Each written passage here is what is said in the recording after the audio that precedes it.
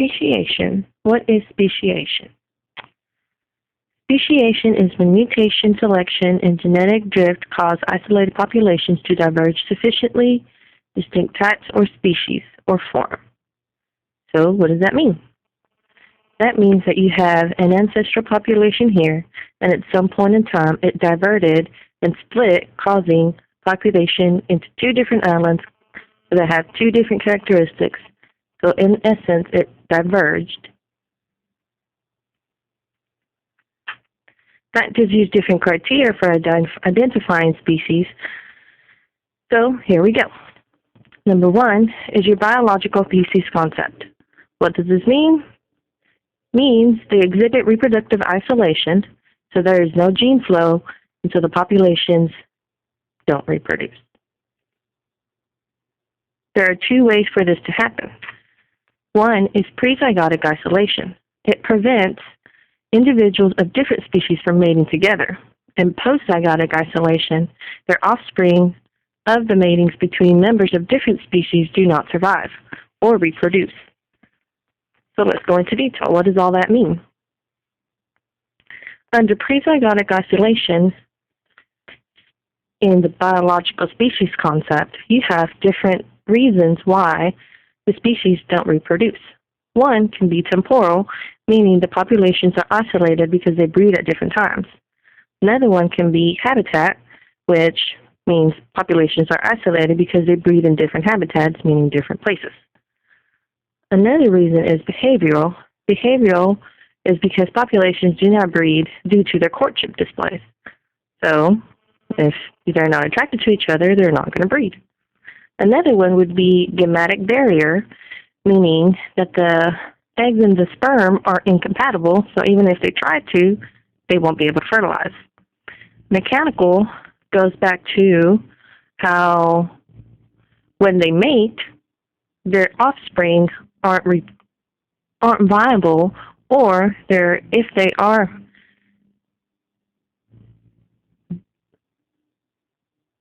if they do live, in other words, they won't be able to reproduce. They'll be sterile as adults. So let's just put a little picture to all that. Temporal, meaning here we have a tree, it's a bishop tree. The bishop pines and Monterey pines release their pollen at different times of the year. So the one releases it in the spring and one releases it in the fall. So because of their temporal nature of reproducing, they won't mix. Second one, habitat. Here we show, these are tiny little beetles, I know it's hard to see. We have the original beetle population. It was all one species. And then as time traveled on, the river started growing and separating them. So then they were separated by the river. As time continued to go on, they were completely separated. So they no longer reproduce with each other. After so many time, after many generations, the populations evolved and their genetic characteristics changed. So now we have two different kind of beetles. Same family, same ancestral history, only because of their habitats, they have diverged into new characteristics. Behavioral. Here we have some fireflies. Fireflies, here are your female fireflies, and here are your male fireflies. If the female fireflies don't give off the right flirtation device, per se, they won't attract the male flies, and so there will be no reproduction. Then we have gametic barrier. Here we have the egg, here we have the sperm.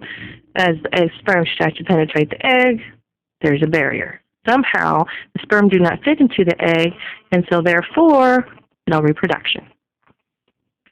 And then we have mechanical.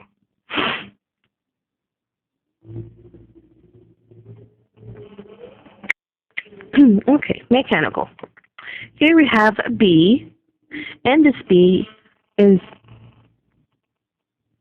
they feed off certain flowers. Here we have the alpine sky pilot, which is a flowering plant.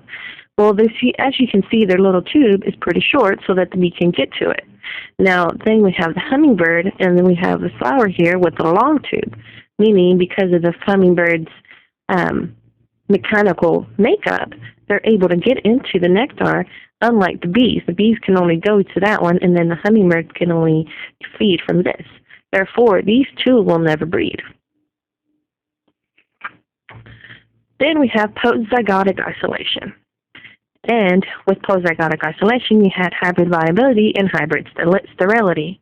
Hybrid viability, of course, refers to when the two species mix and reproduce, their offspring either do not develop normally or they die as embryos. As far as hybrid sterility, that means that the offspring mature, but they are sterile as adults. So we're going to do an example. For hybrid viability, we have, for example, horses and donkeys. A horse can mate with a horse and get a fertile horse. A donkey can mate with a donkey and get a fertile donkey. But when you have a horse and a donkey mating, you have a sterile male, but sometimes it fails to complement, so the mule never lives. Or you can have hybrid sterility with the same example. With the horse, you get a fertile horse, or a donkey with the donkey, you get a fertile donkey. But then, if you have the horse and the donkey, you'll get a sterile mule, which, in this case, sterility, they survive, go to adult, but they are fertile. They're infertile, so therefore, their species stops there. The disadvantages to this biological species concept is that reproductive isolation cannot be evaluated in fossils or species that produce asexually. So, what do scientists do? They try to solve a new problem. So, here we go to the second one, morphological species or morphospecies concept. Here, this means that they characterize them by form species.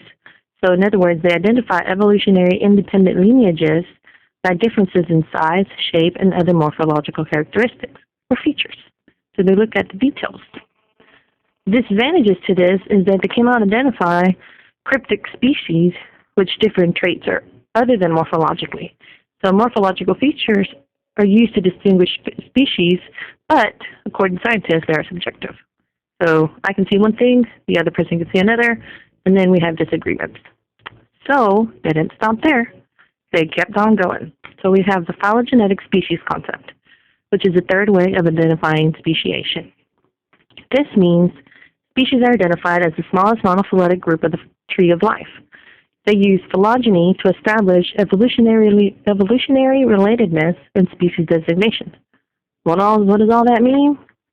Well, phylogenetic species are made up of populations that share one or more unique synapomorphies, which are traits found in certain groups of organisms that exist in no others. That's how they distinguish themselves from others. Disadvantages to this is that, yes, it's great. You can go into the detail as far as every species, but then you have very few phylogenies available for every species. So we only have a subset of them on the tree of life.